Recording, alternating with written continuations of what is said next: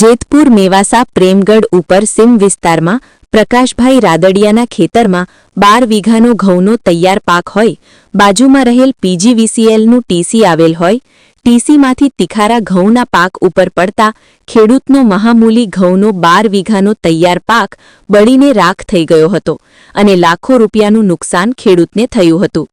ખેડૂતના જણાવ્યા મુજબ 4.5 મહિનાની મહેનત બાદ ઘઉંનો 12 વીઘામાં પાક તૈયાર થયેલ, પરંતુ ખેડૂતના મોઢે આવેલ કોળિયો પીજીવીસીએલના ટીસીમાંથી પડેલ તિખારાએ છીનવી લીધો હતો।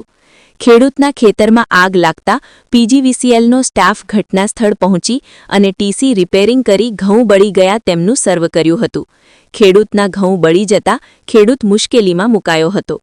રિપોર્ટર ભાગ્યેશ દોબરિયા, વીરપુર। તમારું નામ? પ્રકાશભાઈ રાદડિયા, ગામ મેવાસા। પ્રકાશભાઈ, ઘઉંના ખેતરમાં આગ લાગી છે, કેવું નુકસાન? સાહેબ, નુકસાન તો 12 વીઘા જમીન છે, 12 વીઘા જમીનમાં ઘઉં બળીને ખાક થઈ ગયા છે, એટલે હવે એમાં કઈ લેવાનું છે નહીં, પૂરું થઈ ગયું। કેટલા વીઘા હતા અને આગ કેવી હતી? આગમાં તો એ સાહેબ ઘઉંમાં તો એ તો ખેડૂતને ખ્યાલ જ હોય કે આપણે એમાં લાગે એટલે પૂરું થઈ ગયું, પછી એને આપણે ચાપી ના શકીએ, કેમ કે 20-25 જણા હતા, પણ એમાં કાબુમાં ન આવે। 2-3 જણાને થોડુંક પગમાં દાજી ગયા, એટલું કર્યું તોય છતાં એ રહ્યા હાથમાં બહુ વધારે આગ હતી અને 20 વિકરાળ આગ હતી અને 20 થી 25 મિનિટમાં બધું પૂરું કરી નાખ્યું, કાંઈ ના રહેવા દીધું। કઈ રીતે આગ લાગી હતી? આગમાં પાછળના ભાગમાં ટીસી આવે, હવે એમાં કઈક ધડાકો થયો કે જે ડયો કે જે ગમે એ થયું હોય, એ ધડાકો થયો, નીચે એના તિખારા પડ્યા છે, એટલે ત્યાંથી સીધી આગ ઉપડી ગઈ।